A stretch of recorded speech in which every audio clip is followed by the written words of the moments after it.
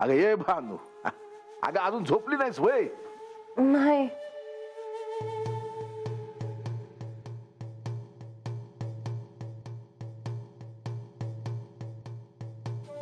हे भानू, अगं काय झालं? अगं कसला विचार करतीयस? काय नाही बा. हा? बार काकूनच ठाव. पण आज गडावर काहीतरी आहे असं मला राहून राहून वाटतंय बघ. म्हणजे जेजुरीत काहीतरी होणार आहे असं मला वाटतंय. म्हणजे तुला असं म्हणायचंय का का आजचा दिवस चांगला आहे? हा का कोणता सण आहे का काय? अगं बानू, अगं धड बोल की. बार कुणाच ठाव. पण असं वाटतंय का गडावर काय बाय चाललं आहे. गडावर?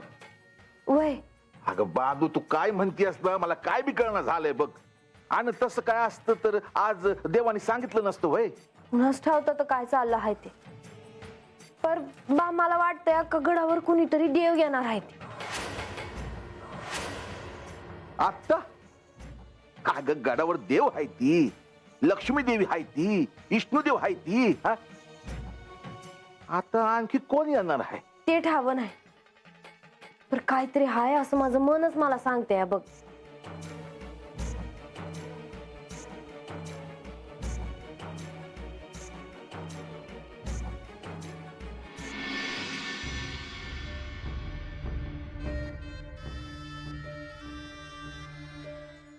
देवी, या क्षणापासून श्री गणेश यांच्या जन्मोत्सवासाठी सगळी सृष्टी सिद्ध झालेली दिसते. देव, देवी, देवता, चेतना, शक्ती श्री गणेश यांना अभिष्ट चिंतन करण्यासाठी प्रतीक्षित आहेत. मलाही वातावरणातले हे संकेत जाणवत आहेत. श्री गणेश येणार म्हणजे ते मंगल घेऊनच येणार.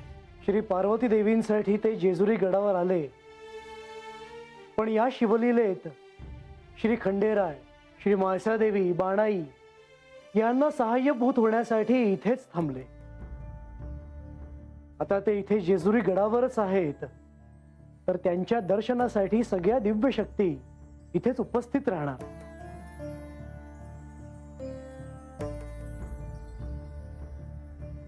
आता ह्या उत्सवाच्या निमित्ताने तुम्ही काही हस्तक्षेप करू नका. मी कधी असा हस्तक्षेप करतो का देवी? अनेक उदाहरणं आहेत. काय हे देवी, मला एवढंच वाटत होतं की श्री गणेश या उत्सवाच्या निमित्ताने त्यांचे दिव्य बालकाचे स्वरूप सोडून मूळ रूपात येतील. हे अपरिहार्य आहे. पण हे दृश्य श्री म्हाळसादेवींनी पाहिले तर काय होईल? उत्तमच आहे ना. त्या निमित्ताने त्यांना सत्य कळेल. पण त्यांची भूमिका इथे थेट सहाय्य करावी अशी नाही, तशी त्यांच्याकडून अपेक्षाही नाही. हेच म्हणायचं आहे मला. तुम्ही हा विषयच का काढता आहात? हा हस्तक्षेप नाही का? श्री गणेश आणि श्री खंडेराय हा निर्णय घेण्यासाठी समर्थ आहेत. त्याविषयी काहीच शंका नाही. पण मी माझे दायित्व सांभाळतो आहे. अशा प्रसंगी त्यांना पूर्वसूचना देणं, त्याविषयी त्यांना सावध करणं हे माझं काम आहे. असो, मंगल प्रसंग आहे, उगाच चर्चा नको. ह्या प्रसंगी मला देखील श्री गणेशांना भेटायचं आहे. तुम्ही माझ्यावर रागावला नाहीत ना, हे महत्वाचं आहे. काय हे?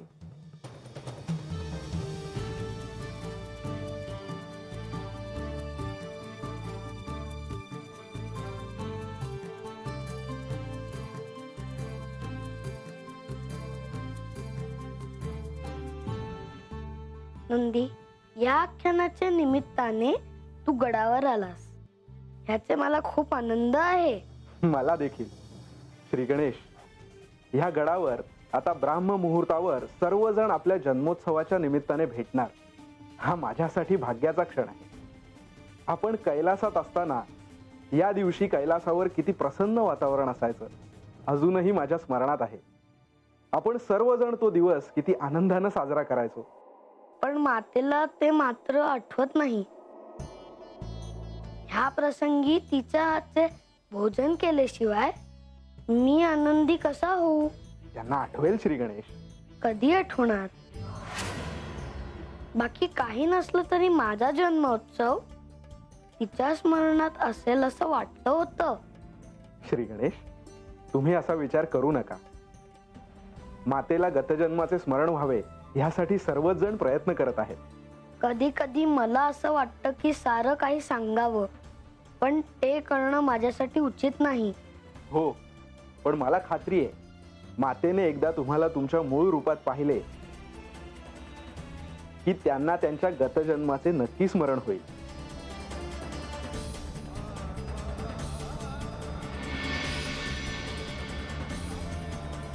कुमार,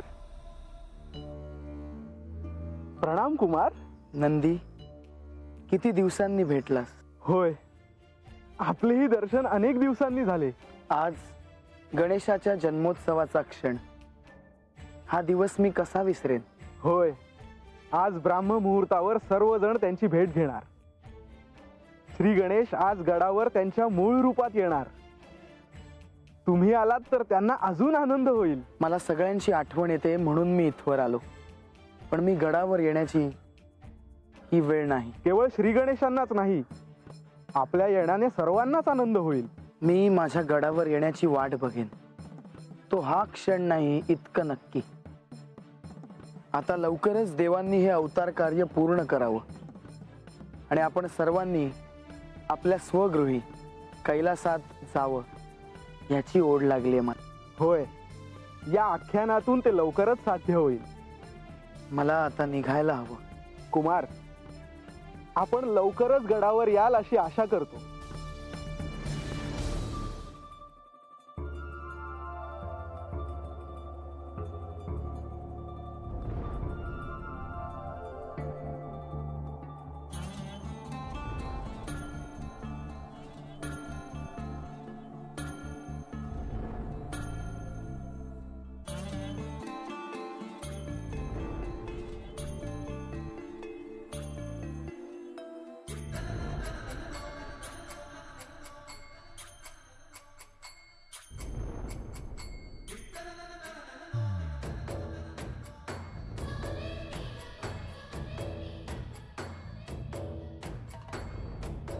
म्हाळसा, आज ब्राह्म मुहूर्तानंतर श्री गणेशाचा जन्मोत्सव सुरू होईल.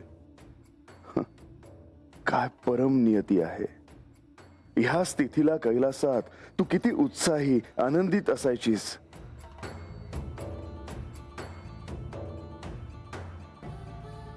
कित्येक दिवस आधीच उत्सवाची पूर्वतयारी करायला घ्यायचीस.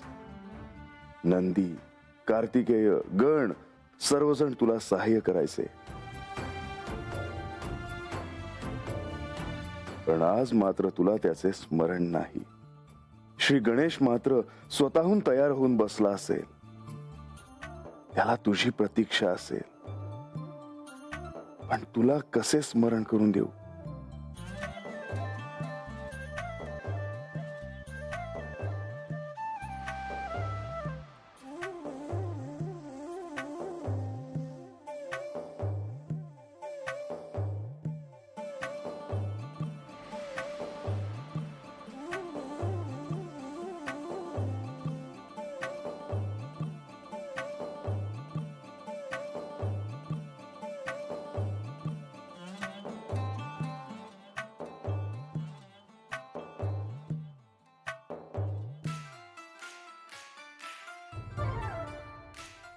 मला तर श्री गणेशाला भेटायला जावंच लागेल.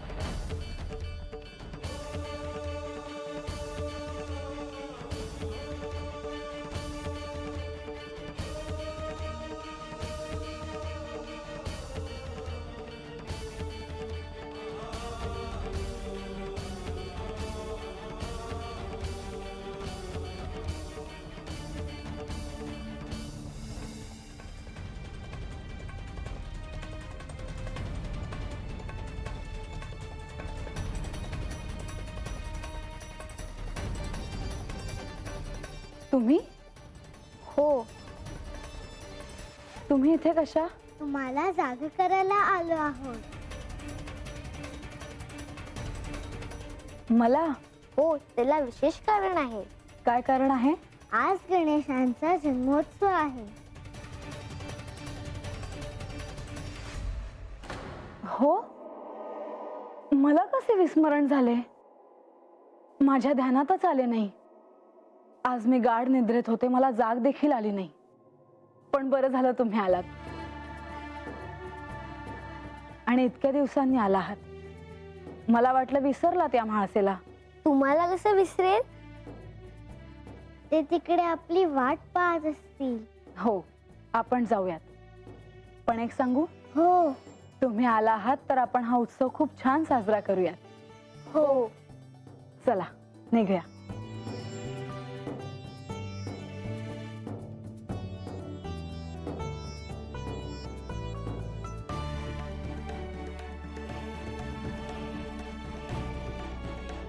थांबावे. काय झालं? नमस्कार करायचा आहे. बर, काय आशीर्वाद देऊ? सुखी राहा. निघूयात. हो.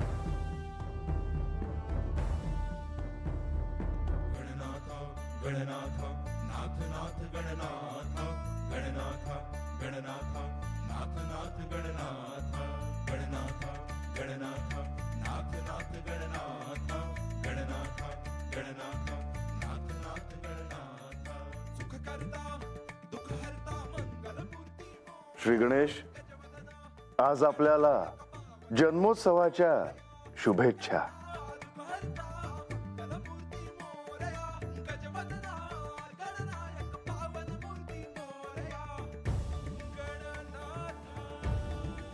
शुभेच्छा सोबत मला आशीर्वादही द्या. ते तर सदैव आहे.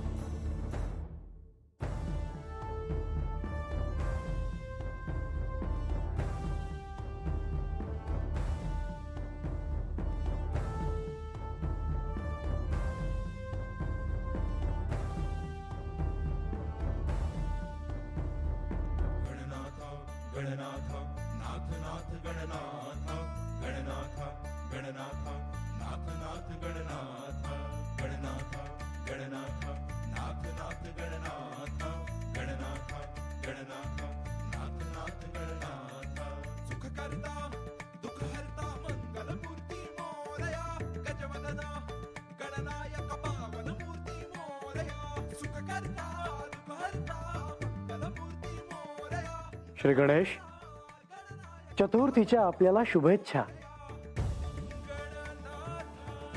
तुमचं अभिष्ट चिंतन करायचं म्हणून आज आम्ही सगळे तुम्हाला भेटायला आलो आहोत. आपण सगळे आलात, मला खूप आनंद झाला. पण माता आली असती तर मला आवडलं असतं. म्हाळसा तुम्हाला भेटणार नाही असं कसं होईल? पण ती आता गाढ निद्रेत आहे.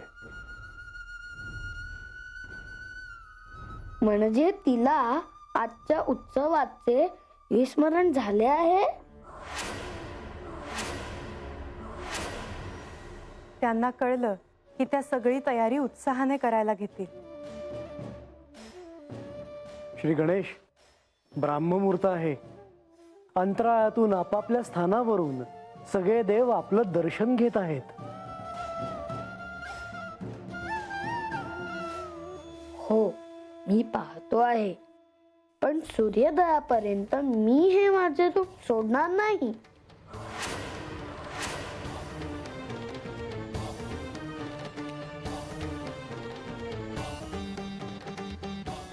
पण म्हाळसेला जाग आली तर ती शोधत इकडे येईलच. पण मी हे माझे रूप आता नाही सोडणार. मला जाणवत आहे श्री म्हाळसा देवी इकडेच येतील. कधी? मग आता त्यांनी श्री गणेशांना त्यांच्या मूळ रूपात पाहणं अपरिहार्य आहे.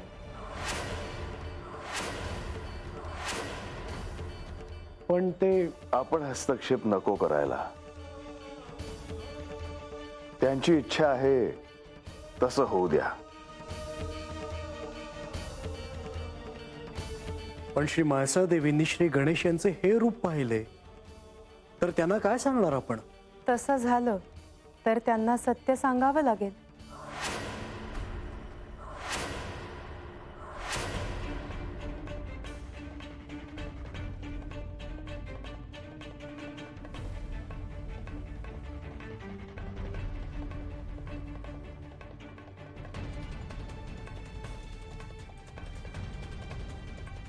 म्हाळसा इथेच येत आहे.